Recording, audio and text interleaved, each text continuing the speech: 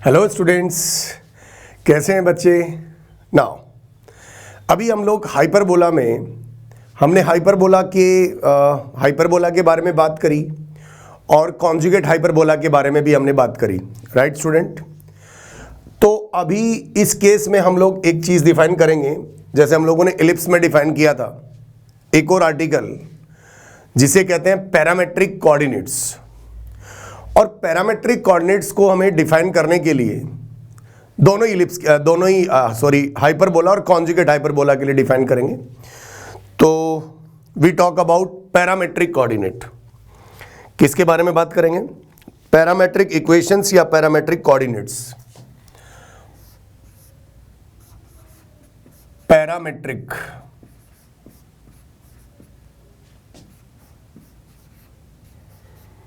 Parametric coordinates.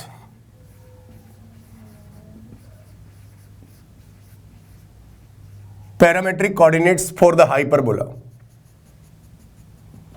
Right. अब parametric coordinate को हमें एक्सप्लेन करने के लिए एक सर्कल डिफाइन करना पड़ता है जो कि ऑक्सिलरी सर्कल होता है। क्या होता है स्टूडेंट? Auxiliary circle. तो अच्छा, इस इलिप्स के केस में ऑक्सिलरी सर्कल हम लोग कैसे डिफाइन करते थे? मेजर एक्सिस को डायमीटर लेके एक सर्कल जब ड्रॉ करते थे तो वो सर्कल ऑक्सिलरी सर्कल कहलाता था। क्लियर? तो पैरामेट्रिक कोऑर्डिनेट्स पहले लिख लेते हैं। पैरामेट्रिक कोऑर्डिनेट्स डिराइव तो फिर बाद में कर लेंगे। तो पैरामेट्रिक कोऑर्डिनेट्स पहली बात करते हैं हम लोग हाइपरबोला के लिए। ये पहले क्लियर हो जाना चाहिए। हाइपरबोला के लिए हाइपरबोला हमारे पास इक्वेशन होता है x square by a square minus y square by b square बराबर 1। पैरामेट्रिक कोऑर्डिनेट जो होता है वो कर्व की इक्वेशन को सेटिस्फाई करता है, क्योंकि वो पॉइंट जो होता है वो कर्व की इक्वेशन पे होता है। ऑब्वियस सी बात है। तो पैरामेट्रिक इसके कोऑर्डिनेट होंगे, इसे पी थीटा के नाम से भी डिनोट करते हैं और पी भी लिखा। क्या है भाई इसके parametric coordinate? A sec theta comma B tan theta. A sec theta comma B tan theta. आप देख सकते हैं, इस पॉइंट को उठा के इसमें रखिए। ए स्क्वायर से a square cancel, b square से b square cancel, sec square theta minus tan square theta की वैल्यू कितनी? 1। इसका मतलब ये पॉइंट इस कर्व की इक्वेशन को क्या कर रहा है? सेटिस्फाई कर रहा है। और अगर सेटिस्फाई कर रहा है इसका मतलब ये इसका पैरामेट्रिक कोऑर्डिनेट है। यहां पे थीटा क्या है?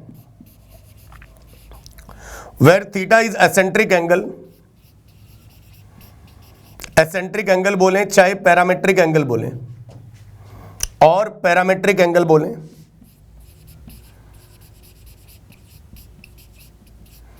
पैरामेट्रिक एंगल बोलें, राइट स्टूडेंट। और थीटा की रेंज क्या होगी? थीटा कहां से कहां लाई करेगा? तो थीटा लाई करेगा, थीटा बिलोंग्स टू 0 से 2 पाई। लेकिन 0 से 2 पाई में दो बंदे ऐसे हैं, एक पाई बाई 2 और एक 3 pi by 2, odd multiple of pi by 2, जहां पे 10 नॉट डिफाइन होता है। तो 10 नॉट डिफाइन हो जाएगा, इसीलिए उन दोनों को एक्सक्लूड किया। तो curly bracket pi by 2 3 pi by 2, only this two बंदा। इनको मैंने यहां से क्या कर दिया? एक्सक्लूड कर दिया, क्योंकि यहां पर ये सेक थीटा और टेन थीटा डिफाइन नहीं होंगे।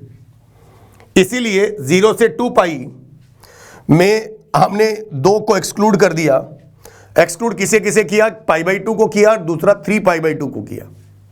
यह बात हो गई हाइपरबोला की। रही बात कॉन्जुगेट हाइपरबोला की। कॉन्जुगेट हाइपरबोला, अच्छा भाई, कॉन्जुगेट हाइपरबोला जो होता है इसमें दोनों का इक्वेशन डिफर करता है। लेकिन इलिप्स के केस में दोनों का इक्वेशन डिफर नहीं कर रहा था, ए और बी छोटा बड़ा हो रहा था। लेकिन इस केस में हाइपरबोला और कॉन्जुगेट हाइपरबोला दोनों का इक्वेशन क्या है स्टूडेंट? डिफरेंट है। और अगर इक्वेशन डिफरेंट है तो कोऑर्डिनेट भी डिफरेंट आएगा। Okay, now you tell me what is the equation of conjugate hyperbola? तो conjugate hyperbola is x square by a square minus y square by b square is equal to -1। I think this is correct. Now यहां पर 1 है, यहां पर -1 है, तो उल्टा कर दो। किन्हें उल्टा कर दो? a tan थीटा आ जाएगा, तो पैरामेट्रिक कोऑर्डिनेट आ जाएगा p थीटा। इसे शॉर्ट भाषा में p थीटा लिखेंगे, वहां भी मैंने बताया p। और इसे काम करो, p की बजाय कुछ और ले लो। q ले लो, q क्या, कुछ और ले लो, a ले लो, a थीटा। तो यहां भी a आ गया। अब ये क्या आएगा, इसे सेटिस्फाई करने के लिए this is the a tan theta, interchange कर दीजिए sec और tan को, a tan theta comma b sec theta. और यहां पे वही बात, where theta is eccentric angle, theta is eccentric angle और parametric angle, theta belongs to 0 से 2 pi excluding π/2 and 3π/2, excluding π/2 and 3π/2। तो इसीलिए ये हाइपरबोला के पैरामेट्रिक कोऑर्डिनेट होते हैं और ये कॉन्जुगेट हाइपरबोला के पैरामेट्रिक कोऑर्डिनेट होते हैं।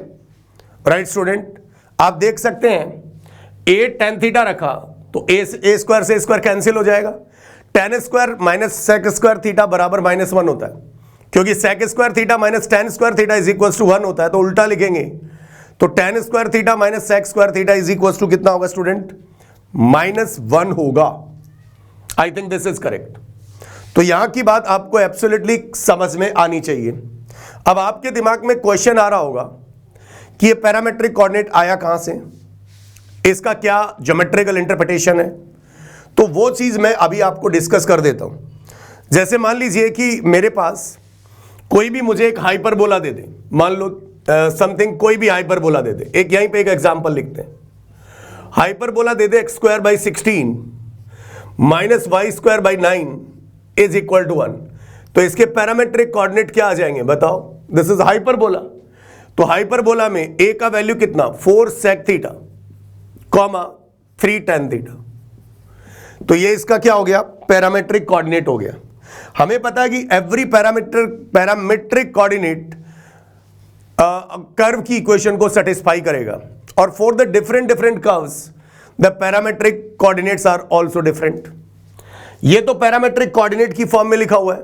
अगर मैं लिख दूं x is equal to a sec theta, अगर इसी भाषा को मैं लिख दूं x बराबर a sec थीटा और y बराबर b tan थीटा, तो इन्हें कहेंगे हम लोग parametric equations. These are called parametric equations. Right student. अच्छा, अगर मैं यहां से फिर से थीटा गायब कर दूं, एलिमिनेट कर दूं इन दोनों इक्वेशन से, if I eliminate the theta from these two equations, मुझे क्या मिल जाएगा, यही इक्वेशन मिल जाएगा। ठीक है, तो यहां तक की बात शायद आपको समझ में आ रही होगी। तो अगर कई बार हमें इस टाइप का कोऑर्डिनेट दे देता है और हमसे ये पूछ लेता है कि find the locus of this point P, तो we have to eliminate the particular parameter and we get a Cartesian form of equations. ये कार्टेशियन फॉर्म है और ये पैरामेट्रिक है। I hope this is clear. ये हमने स्ट्रेट लाइन जब coordinate start किया था तब ये सारी बातें आपको मैंने बताई थी। Conversion, Cartesian to polar and polar to Cartesian. I think ये बात आपको समझ में आ रही है।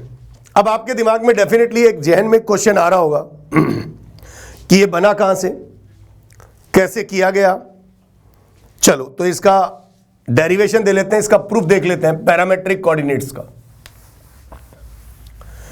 पैरामेट्रिक कोऑर्डिनेट का क्या देख लेते हैं स्टूडेंट, प्रूफ देख लेते हैं।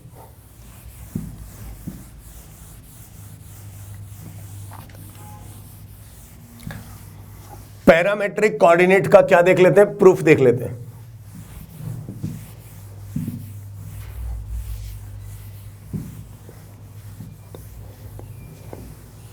नाउ देखिए, पैरामेट्रिक कोऑर्डिनेट को हमें डिराइव करने के लिए एक सर्कल डिफाइन करना पड़ेगा, that circle called auxiliary circle. तो first we write the definition,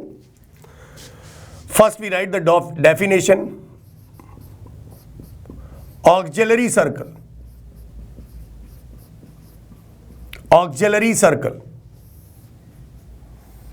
auxiliary circle हमें डिफाइन करना पड़ेगा। Right student? तो ऑक्सिलरी सर्कल क्या होता है? जैसे वहां पर मैंने मेजर एक्सिस को डायमीटर लेके एक सर्कल खींचा था। अब एक एक्सिस तो यहां पे ट्रांसवर्स एक्सिस होती है, दूसरी यहां पर कॉन्जुगेट एक्सिस होती है। तो अगर ट्रांसवर्स एक्सिस को डायमीटर लेके एक सर्कल ड्रॉ किया जाए तो in hyperbola in hyperbola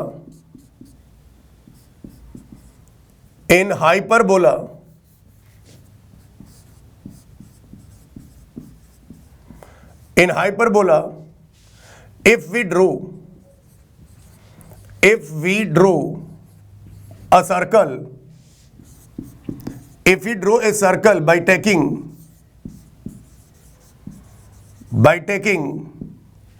transverse axis as a diameter,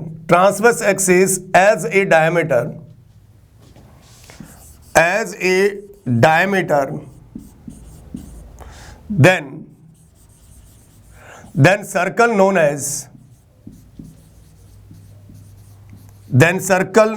as auxiliary circle.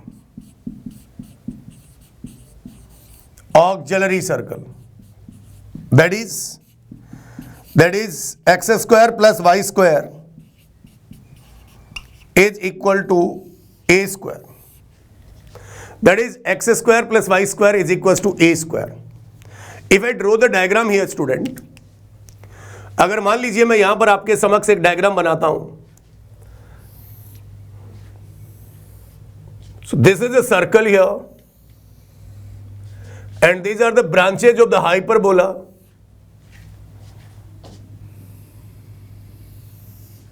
and now this is the center. This point is a dash. This is the transverse axis, and now this is conjugate axis, and this circle is called auxiliary circle. x square plus y square बराबर a square, क्योंकि ये distance इसके coordinate 1,0 है।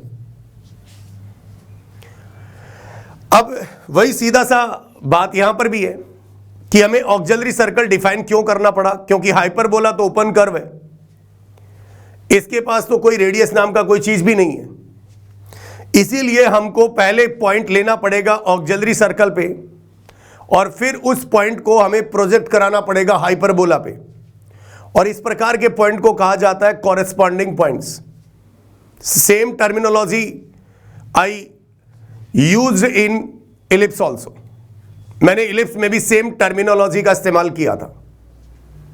तो सबसे पहले मैंने एक पॉइंट ले लिया। Now let us assume this is the point P here. एक पॉइंट मैंने P ले लिया, किसके ऊपर? सर्कल पे लिया। तो let us assume the point P, let P is a point, is any point on auxiliary circle। और P के कोऑर्डिनेट ले लिए मैंने, सर्कल के parametric coordinate a cos theta comma a sin theta ही होते हैं। थीटा क्या है? इस C को मैंने ज्वाइन करा दिया किसके साथ? P के साथ। So this angle is theta here. अब मुझे पॉइंट तो चाहिए हाइपरबोला के ऊपर। किसके ऊपर चाहिए? हाइपरबोला पे पॉइंट चाहिए। तो अब यहां से तो मैं सीधा सीधा पॉइंट ला नहीं सकता, तो I draw a tangent on this circle here like this, and यहां से मैंने ये पॉइंट लिया, and this is the point Q here. चाहे ऊपर ले जाओ चाहे नीचे ले जाओ, this point is Q dash here. This angle is definitely 90 degree, this theta, and now what about this angle? This is 90 minus theta. अब मुझे पॉइंट Q चाहिए। Q का मुझे एक कोऑर्डिनेट भी अगर मिल गया तो मेरा काम हो गया। तो अगर Q का मुझे एक कोऑर्डिनेट भी मिल गया तो मेरा काम क्या हो गया स्टूडेंट? हो गया। सो ये एक राइट एंगल ट्रायंगल बन रहा है।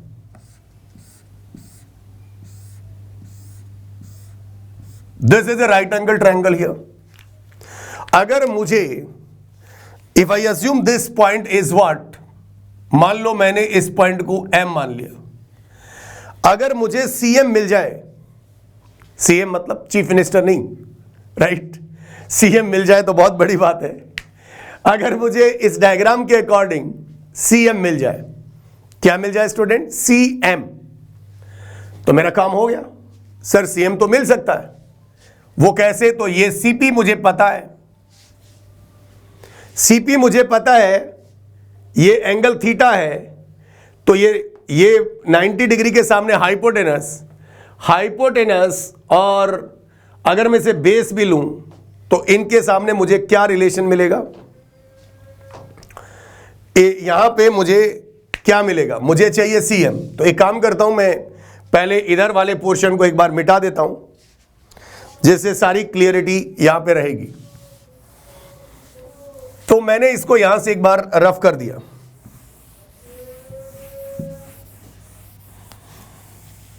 This is my any point P on the auxiliary circle. Auxiliary circle पे मेरे पास एक पॉइंट है जिसका नाम है पॉइंट P। क्लियर? अब क्या करें स्टूडेंट, मुझे CM चाहिए। अगर मैं इसे थीटा लेता हूं तो ये परपेंडिकुलर बेस और हाइपोटेनस में कौन रिलेशन देगा? तो यहां पे मैं लिख देता हूं, in a triangle CMCP, in a triangle MCP, right student? MCP triangle में हो क्या रहा है? ये थीटा है तो ये परपेंडिकुलर है, ये हाइपोटेनस है, हाइपोटेनस और बेस में कौन रिलेशन देगा? इन ए ट्राइंगल ABC हम लोग जानते हैं, पंडित बद्री प्रसाद हरी हरी बोले।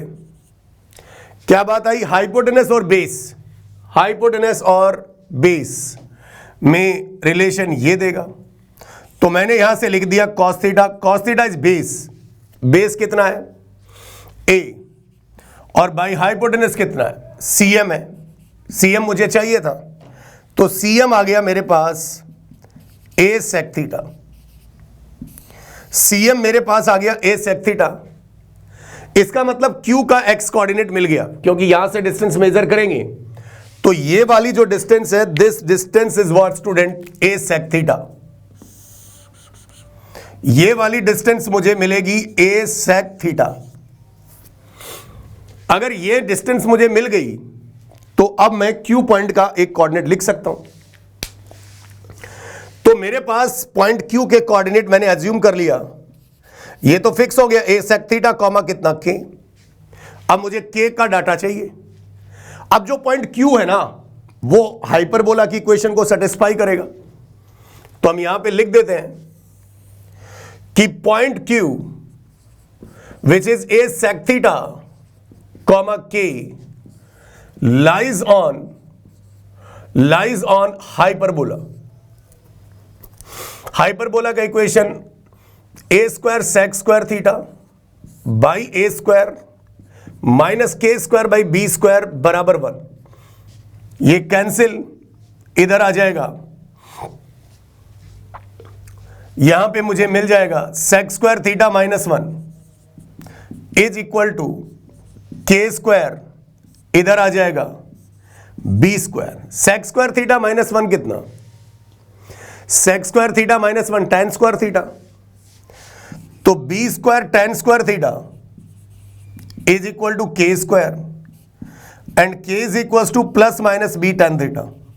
नाउ स्टूडेंट देख लीजिए, हम लोग अब कह सकते हैं कि हेंस पॉइंट Q के कोऑर्डिनेट आ गए A sec theta comma B tan theta, and in the similar fashion Q dash के कोऑर्डिनेट भी हम लोग लिख सकते हैं। ये आ जाएगा A sec theta comma minus का B tan थीटा। लेकिन इंटरेस्टिंग फैक्ट यहां पर यह है कि पॉइंट P और पॉइंट Q, यह बात तो समझ में आ रही है कि पॉइंट Q किसकी मदद से निकल के आया? पॉइंट P की मदद से। तो here point P and point Q they are called corresponding points. तो ये पॉइंट भी हम लोग यहां पे लिख लेते हैं। Point P and Q are called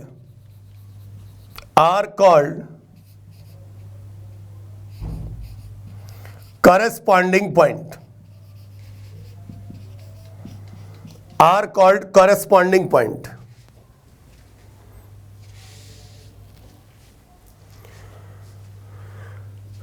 I think this is correct student. Okay, अब जरा ध्यान दीजिए, अब ये पॉइंट जब फर्स्ट क्वाड्रेंट में तो Q भी फर्स्ट क्वाड्रेंट में, ध्यान दीजिएगा बात।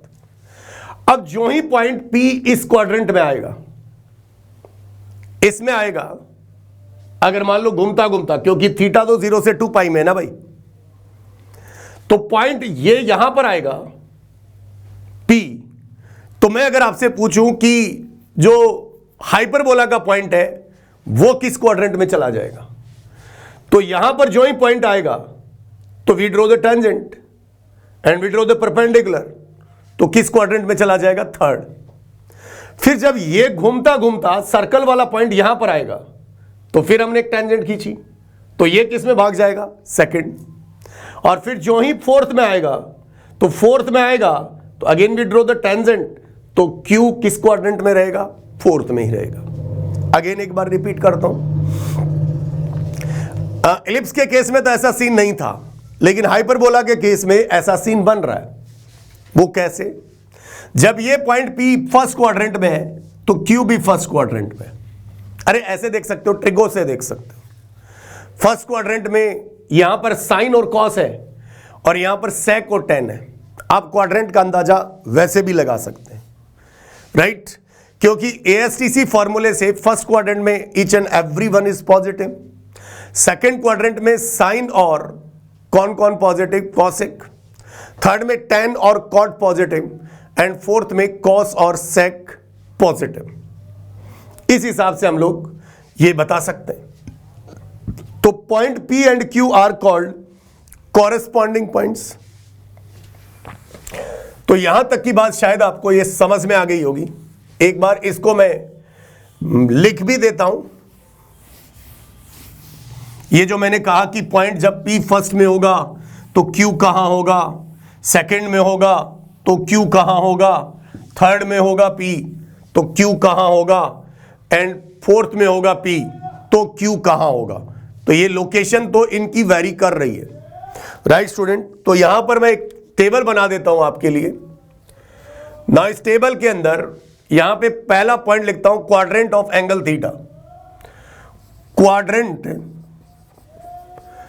Quadrant of angle theta, quadrant of angle theta. दूसरा बात करता हूं quadrant of point, quadrant of point P, A cos theta, comma A sin theta, क्योंकि सर्कल ही है ना, A sin थीटा। और एक और कॉलम यहां पर हम लोग बना देते हैं, quadrant of point Q, quadrant of point Q, A sec theta, comma B tan theta, A sec theta, comma B tan theta, right student. Okay, now we make a table. How, quadrant of angle theta, ये first quadrant, second quadrant, third quadrant and fourth quadrant. Quadrant of point P कैसे कैसे घूम रहा है, तो ये भी first quadrant में जाएगा, सेकंड में जाएगा, थर्ड में जाएगा एंड फोर्थ क्वाड्रेंट में जाएगा। चलो ठीक है, पॉइंट P की बात ठीक है। अब ये बताओ, अगर पॉइंट P फर्स्ट क्वाड्रेंट में रहा तो कॉरेस्पॉन्डिंग पॉइंट जो Q है वो भी फर्स्ट क्वाड्रेंट में ही है, तो ये भी फर्स्ट में रहेगा। ओके, नाउ अगर ये फोर्थ क्वाड्रेंट में चला गया, यहां पे चला गया, तो टेंजेंट खींचा, ये भी फिर किस क्वाड्रेंट में चला जाएगा, फोर्थ क्वाड्रेंट में ही चला जाएगा। यहां में इसमें कोई दिक्कत नहीं है। जब सेकंड क्वाड्रेंट में है तो सेकंड क्वाड्रेंट में कॉस और यहां पर कौन है, साइन, तो ये किस क्वाड्रेंट में चला जाएगा, थर्ड क्वाड्रेंट में। और जब ये थर्ड में रहेगा तो ये किस क्वाड्रेंट में चला जाएगा, सेकंड। ये हम लोग ट्रिग्नोमेट्री के आधार पे भी बता सकते हैं स्टूडेंट। तो यू रिमेंबर दिस चार्ट। वैसे तो रटने की कोई जरूरत नहीं है इसके अंदर, एवरीथिंग इज लॉजिकल हियर, सब कुछ यहां पर लॉजिकल है। क्लियर। सेकंड क्वाड्रेंट में cos negative, sine positive. Cos negative है, सेकंड क्वाड्रेंट की बात कर रहा हूं। तो सेकंड क्वाड्रेंट में यहां पर कॉस अगर नेगेटिव हुआ तो यहां पे सेक और टेन, तो सेक नेगेटिव और टेन पॉजिटिव, इसीलिए वो बैलेंस कर रहा है। जब वो सेकंड में जा रहा है तो वो थर्ड में जा रहा है, जब वो थर्ड में जा रहा है तो वो सेकंड में आ रहा है। तो स्टूडेंट यहां तक की बात शायद आपको क्लियर हो गई होगी। तो आप इस डायग्राम को यहां पर बना लीजिए, इस डायग्राम को आप बना लीजिए। तो these are the parametric coordinate for hyperbola and conjugate hyperbola. Hyperbola और कॉन्जुगेट हाइपरबोला के हमने क्या लिख दिए हैं, पैरामेट्रिक कोऑर्डिनेट को लिख दिया है। इसी की तर्ज पे हम लोग थोड़ा आगे बढ़ते हैं, और जब आगे बढ़ेंगे तो फिर वही same topic, equation of a chord joining two parametric coordinate P alpha and Q beta. Clear student. तो इसको आप उतार लीजिए।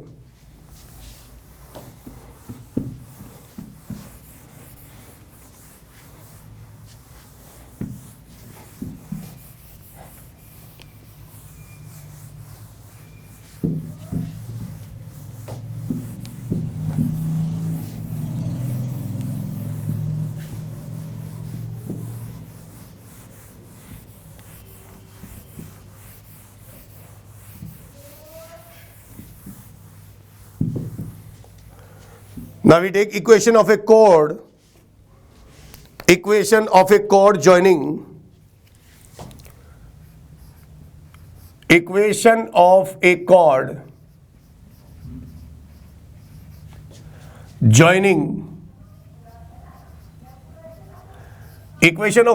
joining two parametric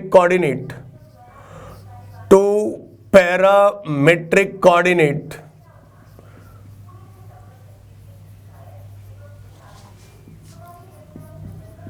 P alpha and Q beta. Alpha और बीटा यहां पर पैरामेट्रिक एंगल है पॉइंट P और पॉइंट Q के, राइट स्टूडेंट। तो अल्फा और बीटा हमारे क्या है, पैरामेट्रिक क्या है, कोऑर्डिनेट है। तो equation of a chord joining two parametric coordinate P alpha and Q beta, P alpha and Q beta. तो कोड का हमें क्या लिखना है, इक्वेशन लिखना है। तो मेरे पास एक हाइपरबोला मैंने बना लिया। These are the centre, these are the branches of hyperbola. ये ट्रांसवर्स एक्सिस है और ये कॉन्जुगेट एक्सिस है। Clear. These are the branches. तो आप इसके ऊपर कहीं भी दो पॉइंट ले लीजिए। मान लिया मैंने यहां पे एक पॉइंट लिया, that's called P alpha and that's called Q beta. ये P अल्फा और P Q बीटा हो गया। इस कोड का मुझे इक्वेशन चाहिए, इस कोड का मुझे क्या चाहिए, इक्वेशन। तो मैं यहां पे लिख दूंगा, याद करिए, equation of A code two point form of line से लिखा जाएगा।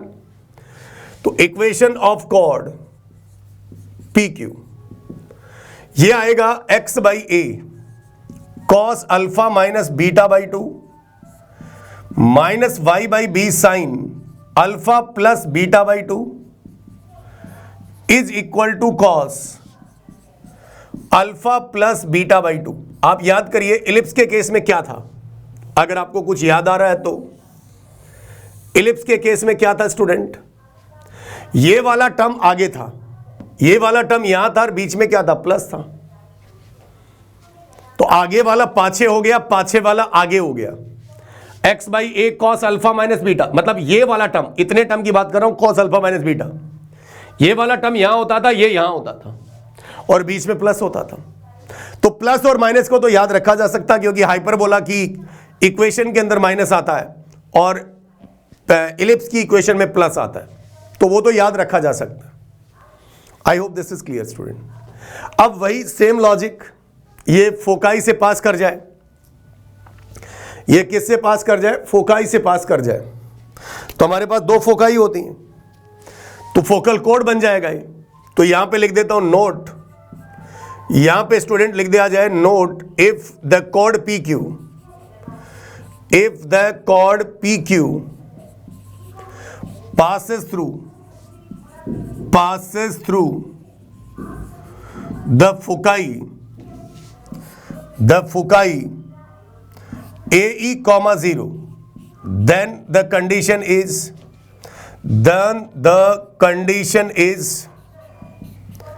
भाई क्या करेंगे, याद करिए इलिप्स के अंदर मैंने आपको डेरिवेशन दिया था इस केस में, x बराबर a बाई ई रख दीजिए, तो a से a कट गया और y का मान तो वैसे 0 हो गया। After that we use the componendo and dividendo, तो हमारे पास कंडीशन आएगी tan alpha by 2 into tan beta by 2 is equal to आएगा 1 minus e by upon 1 plus E.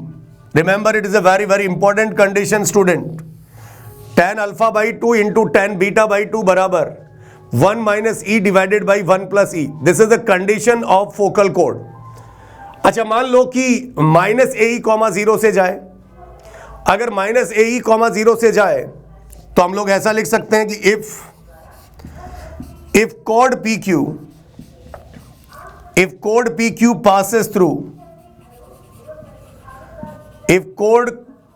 passes through minus AE comma 0, then the condition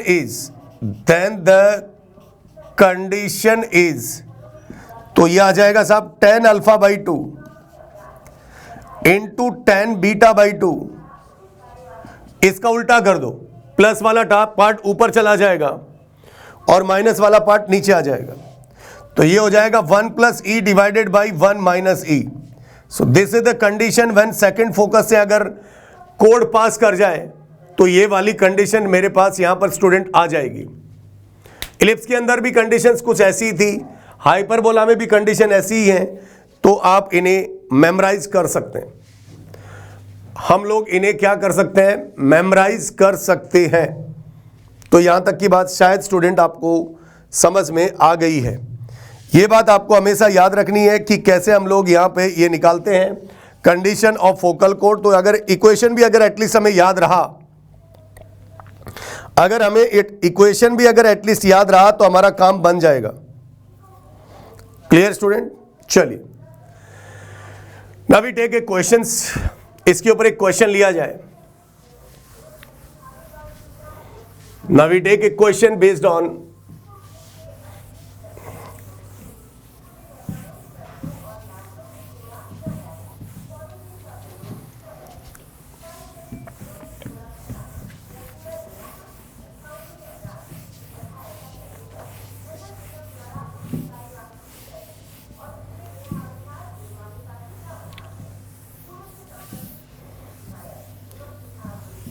Now we take the question student। एक question लिया जाए और question ये है, a P Q is a double ordinate. एक example लिया मैंने, if a P Q is a double ordinate, a P Q is a double ordinate, if PQ is a double ordinate of the hyperbola x square by a square minus y square by b square बराबर 1, x square by a square minus y square by b square बराबर 1, such that triangle OPQ is equilateral triangle where O is a center, then find eccentricity of the hyperbola. Then find eccentricity। Hyperbola की मुझे क्या चाहिए student, eccentricity चाहिए। तो let we draw the diagram. P Q is a double ordinate, याद करिए definition of double ordinate. Double ordinate वो line होती है जो एक्सिस के तो परपेंडिकुलर होता है, एक्सिस के तो परपेंडिकुलर होता है लेकिन फोकस से पास नहीं करता है। ऑर्डिनेट है तो वो कर्व को दो एंड पे मिलता है, मतलब एंटायरली, ऐसा नहीं कि एक पॉइंट से यार बीच में ऐसे लटक गया, दोनों को ज्वाइन करेगा जस्ट लाइक ए कोड। तो डबल ऑर्डिनेट के बारे में बात कर रहा है क्वेश्चन। तो let's we draw the diagram. ये these are the branches of the hyperbola centre double ordinate. तो मान लिया मैंने this is the double ordinate, ये पॉइंट P है, ये Q है, and damn sure this angle is definitely 90 degree. इसके कोऑर्डिनेट हो गए 0,0, O मतलब ओरिजिन मतलब सेंटर, OPQ लाइक दिस। और ये ट्रायंगल इक्विलेटरल बन रहा है तो ये पूरा 60 बनेगा, सिमेट्रिक फिगर है तो ये 30 बन जाएगा। अच्छा, जब भी हमें हाइपरबोला पे पॉइंट लेना होता है तो हम लोग जनरली किस में लेते हैं? पैरामेट्रिक में, क्योंकि कैलकुलेशन हमारा आसान हो जाता है। तो मैंने यहां लिख दिया लेट पॉइंट P के कोऑर्डिनेट आगे A sec theta comma B tan theta. तो ये फर्स्ट क्वाड्रेंट है तो ये फोर्थ क्वाड्रेंट है, तो ये पॉइंट आ गया A sec theta comma B tan theta. तो ये कोऑर्डिनेट आ जाएगा A sec theta comma minus B tan theta. Student समझ में आ रहा होगा? बोलिए, बहुत बढ़िया। तो भाई ये तो राइट एंगल ट्रायंगल बन रहा है ना यार, देखो ना बाबा, ये लो 30 डिग्री है, चलो आ जाओ। राइट एंगल ट्रायंगल में वही पंडित बद्री प्रसाद हरिहरी बोले, और हम तो एक ही ट्रायंगल की फिराक में होते हैं, वो कौन सा ट्रायंगल? Right angle. तो बाबा ये कितना है?